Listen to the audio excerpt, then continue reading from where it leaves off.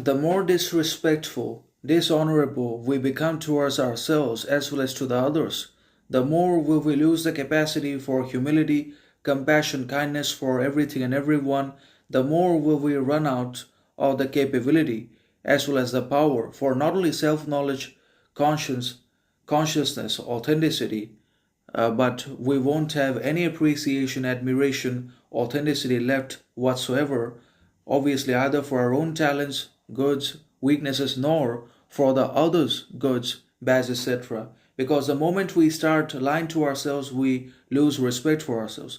And when we lose respect, love for ourselves, then we don't remain admirable, authentic, respectable anymore from the others' standpoint, from the perspective of the others, and we lose automatically all capacity and capability for appreciation, respect, kindness, character, gratitude, compassion for ourselves as well as in our relations and communications with the others. It's the same in one or another. So we are in depression. We struggle with a lot of basically lowness, sadness, suffering in life, not because everything is meaningless, but because of obviously rising inequality, unemployment, unfreedom, injustice everywhere in the society, and also because of our lack of ability or absence of respect, admiration for ourselves as well as for the others. Everyone is built different. Everyone is a fundamentally different human being from each other, and that is what we need to try to understand, that everyone has been made and designed by the universe, by biology,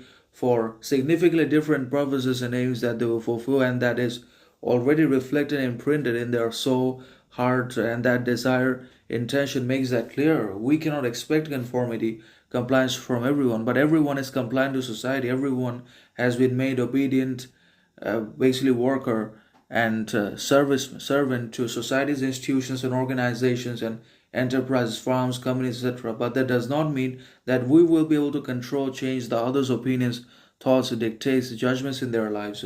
We cannot control others because they are being already controlled by society itself.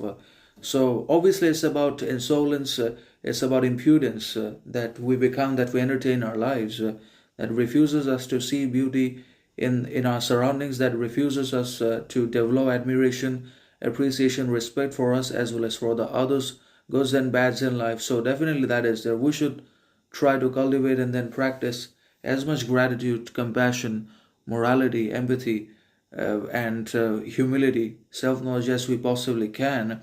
That is the only way to see everything that is beautiful. It's about seer, it's about the beholder himself, and not that everything is disrespectful, not that everything is meaningless.